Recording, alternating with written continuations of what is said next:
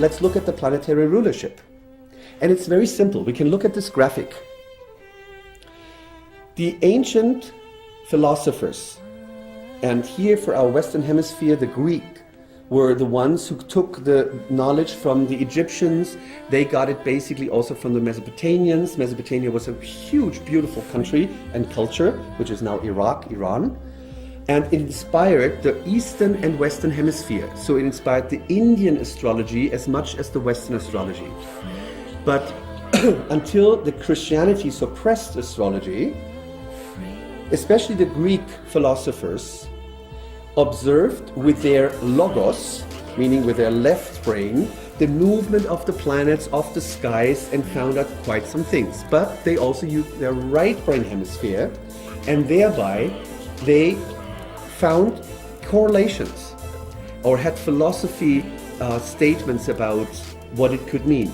And what they actually did, which is a quite clever system, they saw that, like me, Ulrich, I'm perceiving the world in layers.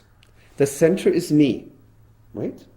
The most closest, like an onion layer around me, is my emotional layer, right? When you are cranky or you've eaten something bad so that you're emotionally affected, you will not perceive the world around you clearly because your emotional windows are somehow not clean, right?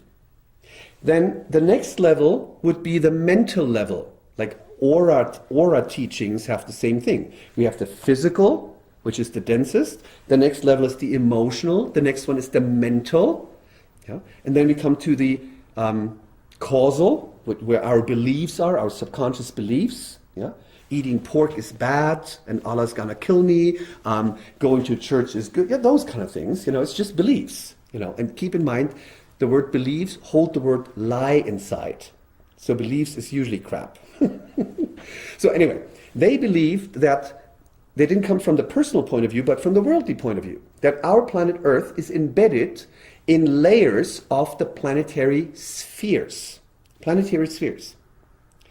And they said, of course, the first important thing is the sun and the moon, which aren't planets, which are lights. The sun being the very basis because it gives life, it is a yang energy. Energy goes out from the center, right? And the sun shines on everyone the same way, no matter if he's a criminal or if he's a president. The other light is the moon. The moon is purely receptive. It does not have light itself, but it receives the light from the yang planet and reflects it onto the planet. So these two lights were the very basis for the ancient philosophers. And what I'm explaining right now is the so-called Ptolemaic planetary rulership system. We will see that on the graphic. They used the sun, which is this radiant, magnificent, regal planet, right? And there's only one sign that the sun could be ruler of, and that is, of course, the Leo. So they said, okay, sun must be the ruler of Leo. And the moon, the other light, which needs about 27, 28 days to circle through the whole zodiac, right? Which is 1 month, moon, month. Yeah? In Turkish, the word moon and month is the same, ay. Yeah? That's where we come from. And the moon is clearly a very feminine planet, or even better, a motherly one. Because like a woman, it can be very slim and young. It can be very pregnant, right? And because it goes through the signs quite quickly, in 27, 28 days through the zodiac, the Latin word, well, in the English translation is it's moon, and the word moody comes from there.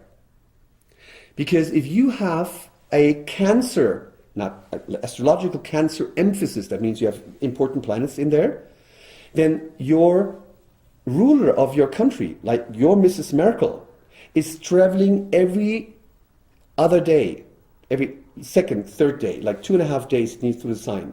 Like after 2.5 days, you pack suitcase and you go into a new country. After 2.5 days, you pack suitcase and you go into a new country. So you're quite constantly in an emotional up and down, which of course can make you moody, right? So basically the moon was seen as the ruler of Cancer, whereas the sun was seen as the ruler of Leo.